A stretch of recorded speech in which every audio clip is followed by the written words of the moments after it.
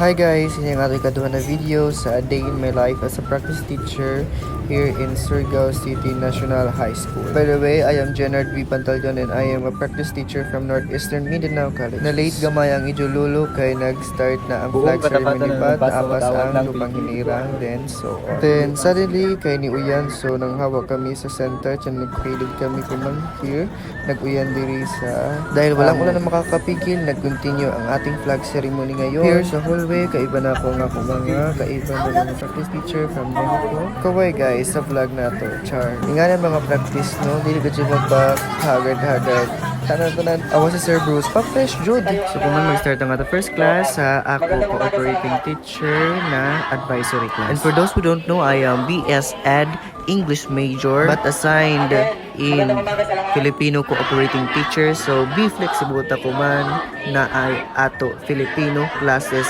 all day. In this time, I am checking students' attendance for today. Abenes, Hakes, Peligro, Sanchez. Amin niyang klase habang sila ay nag-answer sa ila activity kumana adlaw. Sakta na ba? Pina na time sa second section na klasihan sa grade 7, ang kaina is sa grade 8. Diyan ang mga estudyante habang nag-answer sila gapon sa ila activity kumana adlaw. Okay, thanks to John. Total of 10 points. Total na? Kuman this time, amo na niyang ato pag-record sa ila score sa ila quiz. Lima kulangan. Go studio. Sigura. You sure? After sa klase sa morning, so kuman nari kami mag-lunch diri sa classroom with my co-practice teachers assigned here in Surigao City National High School. Tinangayin. So, ako ranay ha? Ako ni vlog. Kuman pangita ka mo habang nagkaon ako ng ako bayon kuman lunch as a practice teacher. Char. Nuli na sa akla. Dili man ko maglangkuhan sa istorya pag yung mga panas pag what sa mga sa give me an example of coach and so is PE mga kuan sila Filipino. But yung lang ako ng mga 10 Maski nagkaon, danog jud ta ani kan easel oy maintain. Sa tanan team reading centers kabayo kamo sa ako suffering sa ini ng mga kamot ni easel. Char. So after lunch no, diretso gud kita balik sa ato pagtudlo as a practice teacher diri sa ato mga estudyante kunuhay. Uy nabatian ni Jo ang paghilak ng ato bata ko man habang nag-voice over. Bantay bata 143 kita kuman or 163 I mean. Mga abtik jud mga estudyante diri sa City High Tawa. So sound effect nato bata. Pangalan. Sa halimbawang nasa monitor, nasaan ito ang nakula? Anak ko lang? Anak ko lang? Nasaan? Pangilang bilang? Number 1 or number 2? Ha? Bakit nakita ko na yung number? Ang anak ko lang? Asa niya? Ano lang number 1? Number 2? Okay, ang anak ko lang is nasa pangalawang halimbawa. Bakit na anak ko na ang pangalit na sila dito kaya ito number 1 ay anak ko rin. Naintindihan ba? Anak ko na ang pangalit na pantukoy. Okay, okay.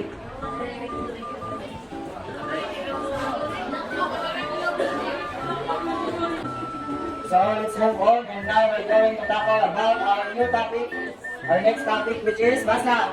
Ang bubuod ng pesong nasa ulo ng pangyayari Now, sino makapagsasabi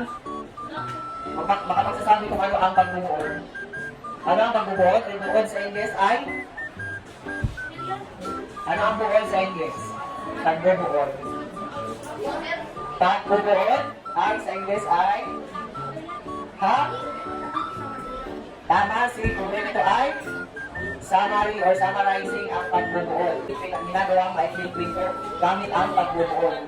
At ito ay ginagamitan ng tulong ng pangunahing at pangapantulong na kaisipan. Ano ba pangunahing kaisipan? Pangunahing kaisipan. O naman na? Pangunahing kaisipan sa kwento o training. Ha? First, kaisipan. Sa English ay ito ay main idea ng teksto. May pangunahing kaisipan. So, sa magbunod, kailangan natin hanapin ang mga pangunahing kaisipan at pagtulong ng kaisipan. May pagtulong. O yung mga subtopic. O yung mga tumutulong para mas malinawagan tayo sa pangunahing kaisipan sa main idea. Ay, ito niyan. Now, get one for sheet of paper and answer is 1. Tanong, performa ng mga angkop na payag sa kanila, gitna at Dali na tayo bakas mga ng ka-Chinese patla. patag. May bang makuha ko? Ibo na. Nandyan Is sa number bawal ang 180. mga dapat inyong tagay sa patlang. So this one, this statement is example of buod. Unang ang yes. Put your papers from 1 to 5, then answer directly. You just have 5 minutes to Ang take it. ating mag-aaral habang gumagawa ng gawain. Checking time, Change your paper sir. to your seatmate and be honest to your scores. Now, number 1, what do you think is the correct answer? Number 1 is? Yes, number 1 is simula pa lamang. Number 2? Una. Number 3? Sunod, yes. Number 4 is gayon din. Number 5 is sa huli. So makikita ninyo sa talata kung medyo nang basahon is may pagkakasunod. Una, katawan at pangwakas. Sa gitna at pangwakas. Congrats, perfect score. Wow, look at you. Very good. Very good. Hands down. Okay, count the correct answer. So tally your scores.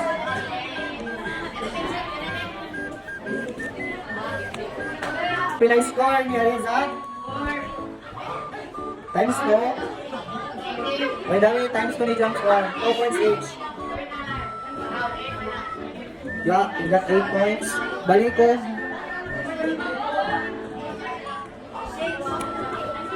Again, times 2. 2 points each. Cabaldo. Astunis. Mendoza. Pila? Berza, Pagalpalan, Absent, Abayan, Abian, Aquino, Bakit, Busito, Garcia, Honsay, Olvera, Roby, Gupit, Ecobin,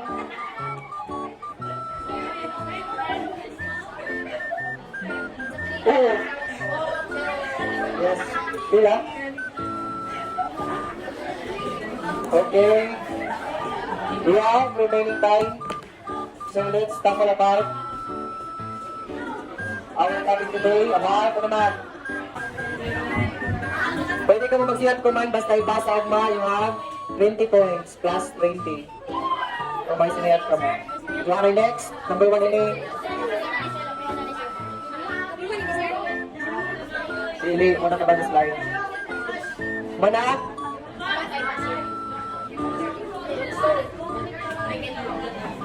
Next slide.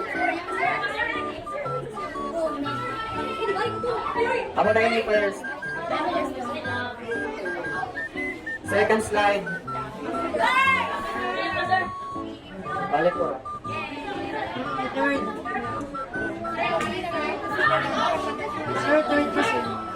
Mana? Next slide. Adyan yun? Yes. But you just, dapat hindi siya mapasa ang mahal. Oh, mana kanila? At ba? Yun at magpakailanman namin. Well, ang ating Espiritu Santo. Paalam na? Paalam na po. God bless. Paalam na? Before ni uli ijo practice teacher, nag-check kunuhay ng mga activities na to kumanadlaw yan. So that's all for today. This is Jenard Pantaleon, a day in my life as a practice teacher student.